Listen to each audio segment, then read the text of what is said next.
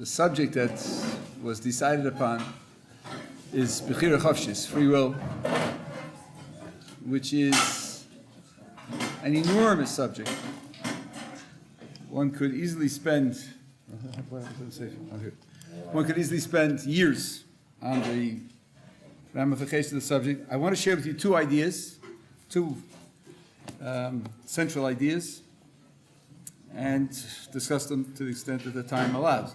The Rambam in Hilchos Tshuva Perikei Halacha Dalet explains the reason why Bechira is so important, why it's a central concept without which the Torah can't operate.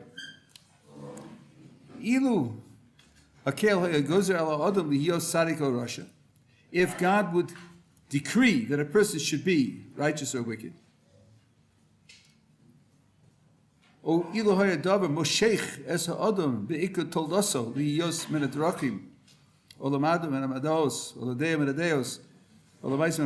there was something in a person's creation, in his given original nature, and of course for us that means not only the guf, it means the neshama also, the body and the soul.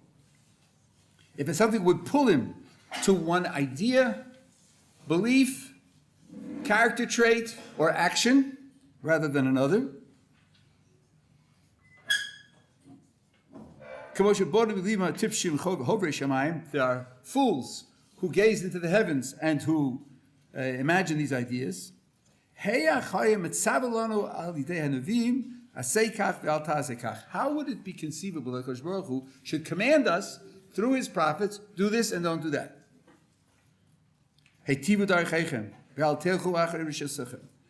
Don't improve your ways, don't go after your evil side. If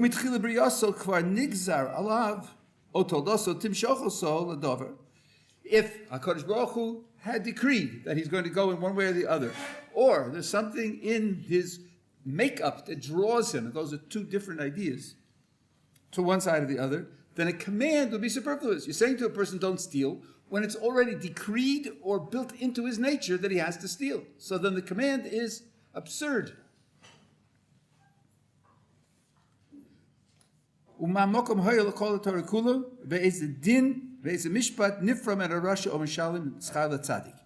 Furthermore, not only would commands be ridiculous, but what about consequences? Why, what right, by what justice would God, now he says, punish the wicked or reward the righteous? It's very interesting that the Rambam puts punishing the wicked first and rewarding the righteous second. And I think there's a moral idea here. If a person has no free will, if he can't decide for himself what he's going to do, to punish him for what he does wrong is absolutely unjust. Hashofi kol ha'aretz lo ya'aseh mishpat, he quotes the pasuk from Avram Avinu, shall the judge of all the earth not do justice? If someone doesn't earn reward, he doesn't behave well, doesn't perform well, and you give him something good, there's nothing immoral in that. There's no immorality in giving someone a gift. Nothing unjust in giving something someone he didn't earn. But it's not schar. It's not reward. It's not wages. You don't owe it to him. You're not paying him for his time. You're giving him a gift. So there, the Rambam puts it second. If you punish somebody who has no free will, that's absolutely unjust. It's unthinkable. If you give something good to someone who didn't earn it, that's a gift. Nothing wrong with that. But you can't call it schar. You can't call it something that he's earned, reward or wages for his actions. That you cannot call it. And the Torah promises both onish for Rishoim and schar for tzaddikim. People who earn it will get schar, reward. So therefore, not only are the commandments absurd if a person has no free will, but the idea of consequences in terms of punishment and reward also are absurd. Now, the Rambam asks a question. This is the Mishnah Torah. A lot of machshava in the Mishnah Torah.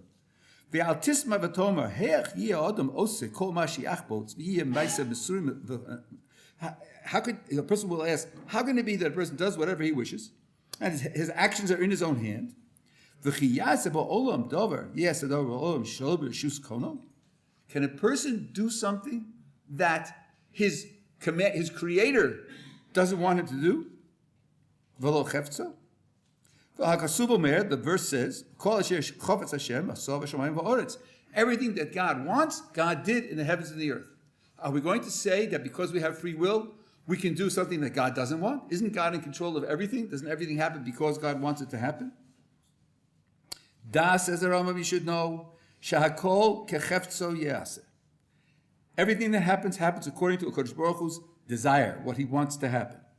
V'afalpi shema'aseinu mesurim lonu. And yet, our actions are up to us. We are the ones who control our actions. There's no contradiction between them.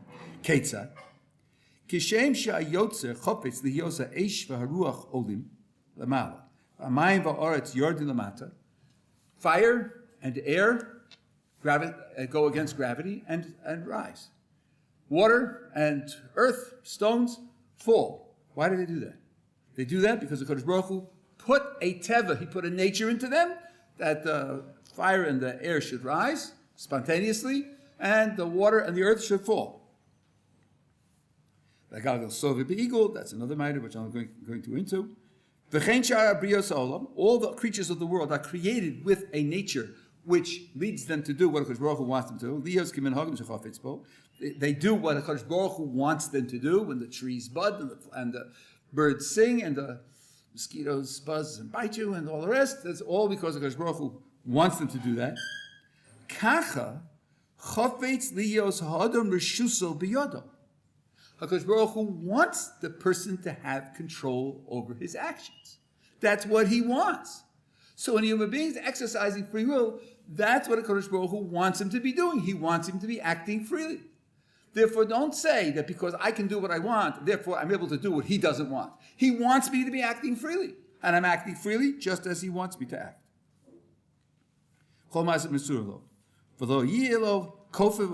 He doesn't want anything to force him and to drag him to one side or the other. And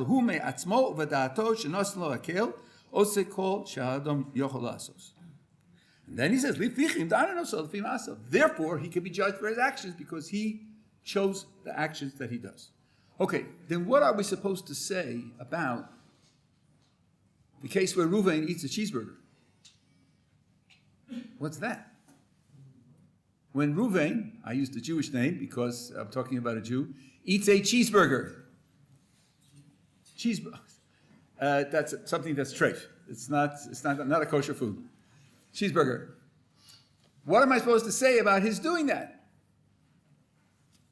Let's make it into a little more elaborate steer. We're being told a human being can't do against what the Kodesh Baruch Hu wants. So now, when Reuven eats the cheeseburger, what does the Kodesh Baruch Hu want? Does he want him to eat the cheeseburger? Then why did he command us not to eat cheeseburgers? So he can't want that he should eat it. But then if he wants him not to eat it, how does he get away with eating it since the Kodesh Baruch Hu is running the world and only what happens in the world is what the Kodesh Baruch Hu wants to happen in the world? It sounds like an absolute steer. Rambam says it's not a steer. I don't have to say the Rambam's right. I learned from the Rambam. But there's a way to explain why it's not a steer. What you have to do is separate two different questions. Often, when you're thinking through a problem, you put two ideas together and you treat them as if they're the same question, the same idea, and then you get contradictions in the way you handle it.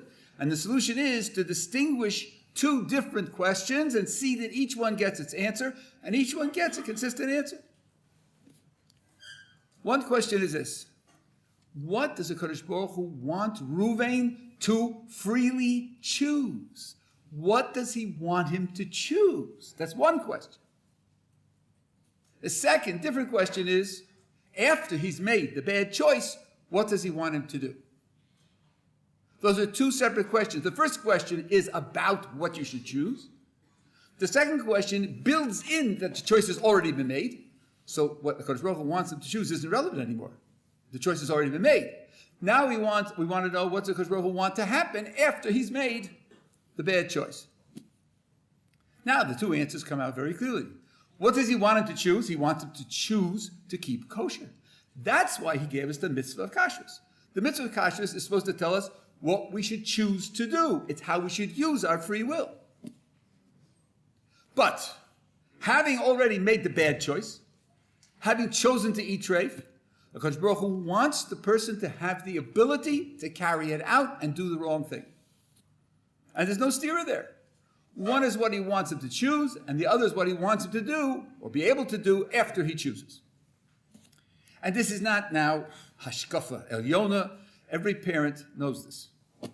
You buy a child a bicycle, and you say to the child, it's dangerous, it has various speeds, you don't know how to ride it, leave it till I come home. Now, can you guarantee that he will leave it alone till you come home? Of course you can. You can lock it up, can't you? No, but you're not going to do that. You're going to leave it out in plain sight. He can get it if you want to tell him. I'm telling you, don't use it. It's dangerous. You might hurt yourself. Now, he's not going to die. If he falls off, it'll skin his knee. You're not risking serious injury here.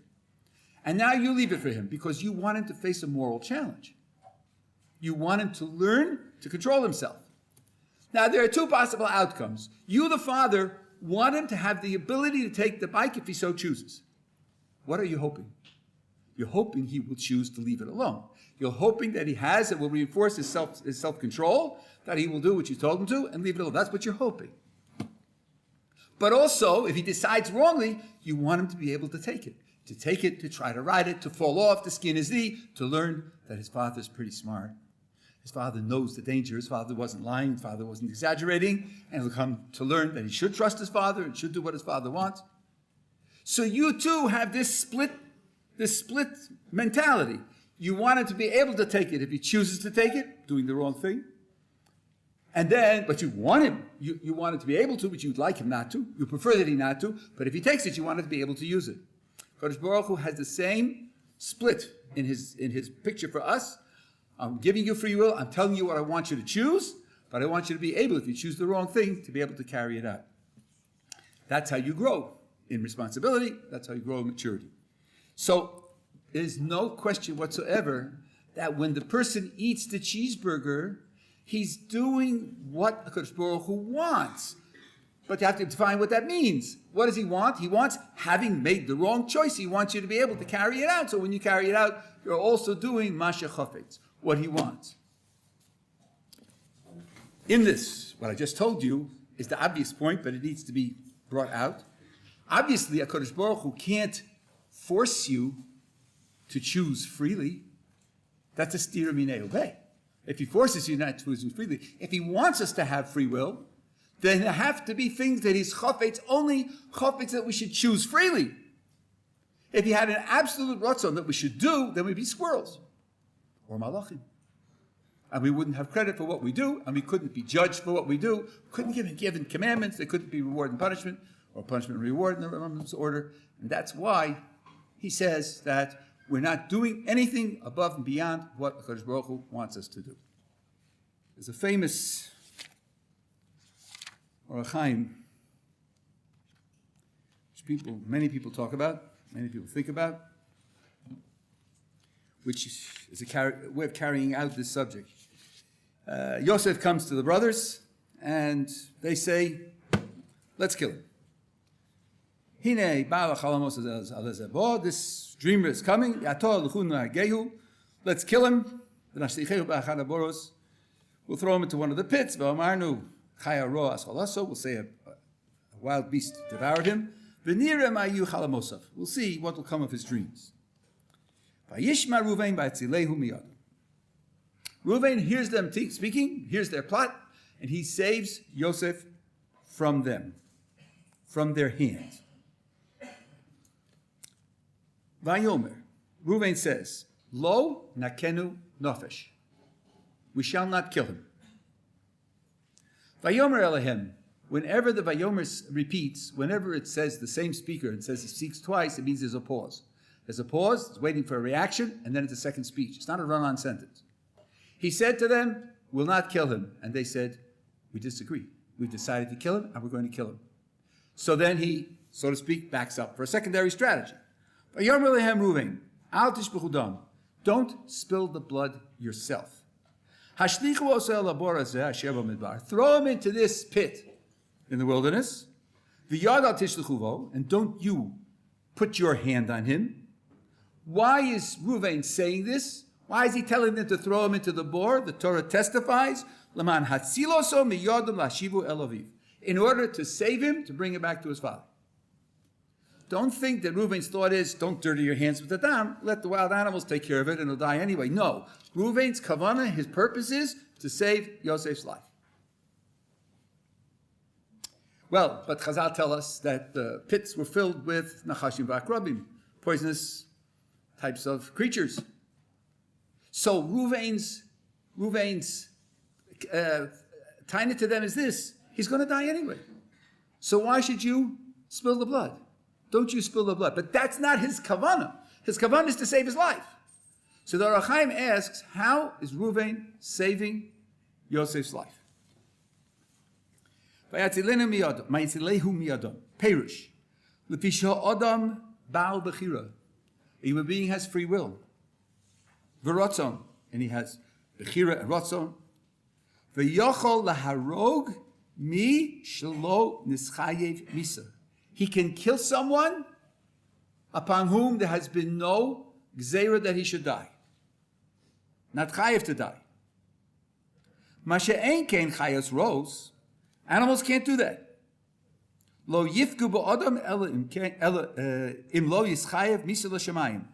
An animal will not kill a person unless that person, the Torah, the Shamayim has decided he should die. There must have been a din against him and said they had to die. So if he's killed by a lion or a snake, that means there was a din in Shamayim that he had to die. But if a person kills him, it's not true. It's not true. There doesn't have to be a din in Shamayim that should die. V'hu amro v'etzilehu miyadam, Ohr HaChaim says. That's why the Torah says he saved them, he saved Yosef from their hand. Perish miyad bechiri, from the hand of someone who has free will. Ubezes sasar omro v'nira ma yuchal amosov. And in this way, he's contradicting what they said. What did they say? They said, we'll kill him and that way we'll see what will become of his dreams. In other words, he dreamt a future for himself, that he would be a ruler over them. We'll kill him and we'll show that his dreams are not true. Says the Ohr HaChaim, they made a fundamental mistake. That's not a true test. If they succeed in killing him, it's not a true test. Ki ha-bechira mavatal hadover. Because mechira, person with free will, can kill someone against whom there wasn't a din in Shamayim. And they don't know that. They're doing what was done in America 300 years ago in the colonies, where they had something called trial by ordeal. Person is accused of a crime, and there aren't witnesses that can convict him.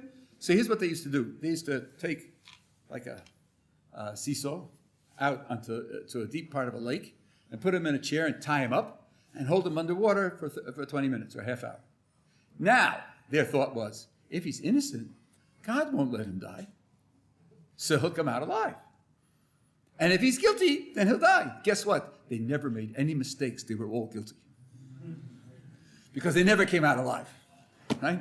What a wonderful judicial record. No mistakes at all. Right? Says the Ohr HaChaim, 400 years ago, fools. Free will can cause someone to die even though there isn't a din against him in a Shamayim. So, Reuven said, if they kill him, they may be able to kill him even if he's innocent. If he goes into the bore and he comes out alive, that's a proof that he's in it, that he's not guilty. And if he dies, it'll be a proof that he's guilty. There'll be a proof. And I'm sure, says Reuven, that he's not going to die because he's not guilty. But they want to prove it by killing with their hands, be Adam. That's not a proof. That's the Ohr HaChaim says. Now, twice he said that with free will, you can kill someone even though there's no gzeira, no decree that he should die from heaven. That he's not chayiv, he's not judged to be guilty to die from heaven. So doesn't this sound exactly what the Rambam raised? That how can you do something against what HaKadosh Baruch Hu wants? It's not possible. And the same solution that I explained to you in the Rambam works here as well. It's the same solution. And if, it's late afternoon of a Tanis, so I don't expect you to be perfectly mentally alert, but if it doesn't jump to your mind how it works, it shows that the Yisod needs to be going over, so you can see how to apply it in other cases as well. Here too, we have two different questions that are being run together as if they're the same, and when you pull them apart, you'll see each question gets its own answer, and the situation is perfectly consistent. One question is this: what does HaKadosh Baruch Hu want to happen to Yosef in the bore, in the pit? What does he want? For Yosef in the bore. Now, Yosef is innocent. He doesn't deserve to die. And therefore, he'll save him in the pit, supernaturally, from the snakes and scorpions, because he doesn't want him to die. Now, what does the Kodesh Baruch Hu want to happen to Yosef? What does the Kodesh Baruch Hu want to happen to Yosef if the brothers attack him and try to kill him? That's a different question. That's a different question.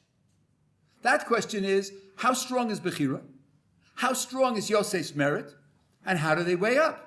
This isn't the question whether I should stop snakes and scorpions. This is a question whether I should stop people. It's not the same question. And there, the answer may very well be that Yosef's schus, his merit, isn't great enough to contradict the power of free will. So the failure, when you think about it, is what happens to Yosef depends upon only one thing. It depends upon Yosef. Does he deserve to live, or does he deserve to die? If he doesn't deserve to die, nothing can touch him. If he deserves to die, then he'll die no matter what. That's wrong. Kodesh Baruch Hu wants free will to operate, and he wants it so strongly to operate that sometimes, when he himself, from the point of view of his own life, his own actions, disconnected from free will, should live, when he comes up against free will, then what Kodesh Baruch Hu wants for him when confronting free will is that he should die. And there's no stira whatsoever. I heard from Rav Yaakov Weinberg, Zichrono Bracha, Rosh Yeshiva of Ner Yisrael, a wonderful hezbollah of this, and now I found it in certain achronim who write on the Orach Chaim, Rav Avram Gurovitz in England, and Rav Yaakov Hillel here, and others. You have to distinguish between a judgment that's made b'bechinas hadin and b'bechinas harachmim, from strict justice and from mercy. If a person is living on mercy, Kodesh Baruch Hu says, you haven't earned the right to live. You do things that are wrong. You fail me. You rebel against me. If I ask in terms of strict justice, you have no life. But I'm rachamim. Yud Kei Vav Kei is the meter of rachamim, of mercy. And because of mercy, then you're living. And then this person comes up against someone else's bechira. Bechira is more important, more valuable than mercy to keep someone alive. So, when this person who's living on mercy comes up against a murderer, Kodesh Baruch Hu says, murder is using his free will, this person is only living on mercy, then he's going to die. If the murderer wouldn't attack him, he would live. I give him mercy, but I don't give him mercy against free will. But, if the potential victim has earned the right to live on the basis of strict justice, he's such an outstanding tzaddik that even free will won't touch him. There are times when the Kodesh Baruch Hu will restrain free will hold free will back, but only for a person who's earned it on the level of strict justice. And this was Ruvain's suffix. I don't know where Yosef stands. If he's earned the right to live on the basis of strict justice, nothing can touch him. The brothers can't touch him either, and he's invulnerable. Then Ruvain doesn't have to do anything. He'll live either way. If he hasn't earned the right to mercy, if a Kodesh Baruch has given up on him because he's a criminal, such a criminal that doesn't deserve even mercy, Ruvain doesn't have to do anything because he's going to die either way. Under those two conditions, Ruvain's doing nothing. He's accomplishing nothing. But there's a possibility that he's in between, that in terms of midas hadin, strict justice, he doesn't deserve. And in terms of mercy, he does deserve to have mercy. Under those conditions, Ruvain saved his life. That's what the Orach Chaim is teaching us. And by the way, this is based explicitly on a Zohar that says exactly the same thing. And there are many other sources that agree. Some of you know, in the Bris Ben Besorim, Kodesh Baruch Hu says to Avraham Avinu, you're going to be strangers, you're going to be enslaved. V'gam es hagoy she'avodu dan anochi. And the nation that they serve, I'm going to judge also. And dan, the word dan, is not the way we translate it. I'll evaluate them or judge them. It means to punish. Dan is in Tanakh and certainly in other Sfarim is always negative. It means they're going to be punished. So the question is raised: if Kodesh Baruch Hu decreed that we should be in Golus, why should the people who put us in Golus and enslave us be judged and punished? There are many answers to that question, but one of the answers the Ramban gives is they added to the Gezeirah. The Gezeirah says that you'll be poor, downtrodden, and enslaved. It doesn't say that your male children will be drowned in the river. That it doesn't say. And they added that. And because they added it, they can be punished. The critic says here, what do you mean? They added? What do you mean they added? More than what God decreed? How could they add more than what God decreed? Answer, because with free will, you can do that. You're able to do that. Rashi in Chulin, the Gemara says, Machshefa is a Rashi Tevos, it's Tarikon, which stands for Makhishim Pamayil Shalmala. Machshefa, which is someone who does things that are beyond the normal nature that we know. Sometimes they translate it as witches and the Gemara says they contradict the heavenly host. And Rashi on the spot says they can kill someone, Shelo Nigzer Alav Misa Min HaShamayim. There was no decree from heaven that he should die, and they can kill him. And the same critic says, but what do you mean? How could you do anything that Kadosh Baruch Hu didn't decree? Answer, on this person there was no decree of death. If the witches will leave him alone, he won't die. Kadosh Baruch Hu isn't going to engineer he should die now because he's run out of life. But if he comes up against someone else's free will, then that free will can take over. It's more important than his life because he's living on racham, he's living on mercy. The Tziv says the same thing. But Dessler says that he's answering the same question. How could it be? Everything happens because of a decree from heaven. So he says, sometimes the decree from heaven on Ruvain is that Ruvain should be a tool or a vehicle for Shimon's free will. That's the decree. Yes, everything happens according to a decree. The decree is not he should live. The decree is not he should die. The decree is Shimon should work out his free will on you, and whatever he chooses to do is what should happen to you. That's also a decree. And that's very reminiscent of what the Rambam wrote, that because Baruch Hu wants us to exercise free will. When we exercise free will, that we're doing what he wants, even if we use our free will to do something which he commands us not to do and prefer not to do, but he commands and prefers that we do what we do with free will. And afterwards, the consequences will come. Now, this idea has a very bitter consequence. It's very common. It's very common to hear, dealing with a tragedy, someone dies, to say, he must have finished his task in this world, he was a great tzaddik, and he left the world because Kadosh Baruch Hu wanted him to leave. And the thought is expressed as if Kadosh Baruch Hu looks at this person, Ruvain, how was his life? What did he do? Did he get a chance to finish everything? Is he a good person? And then decides whether he should live or die. And the criminal who pulled the trigger is a non-entity. It's a non-entity. It's just a question of whether Reuven should die or Reuven shouldn't die. What we're seeing is that's not correct. The test will be this. If A kills B, can you say with confidence that if A at the last minute had decided not to, no, I'm not going to do it, I don't want to be a criminal, and decided not to, would B have been struck by lightning? Are we guaranteed that B would have been struck by lightning? Because God decided that his life is over? The answer is no. You cannot say that. If he's attacked by a wild animal, if he's killed in an automobile accident, if he's killed when no one tried to kill him, no one used free will to try to kill him, then you can say it. Then of course Baruch Hu said his life had to end. But if it's a question of dying through the activity of free will, I have to know that free will can change the outcome. If you ask, but then he lost his chance, he was only living on mercy. And mercy can extend to him by giving him another chance. Through Gilgal and Shamos, he can get another chance. But in the bottom line, when you know that you're up against free will has that power to change the outcome that otherwise would have happened. This should give us a sense of responsibility for the enormous power that we have because we have free will. And with power goes responsibility and ultimately achrayus for being judged as to how we use it.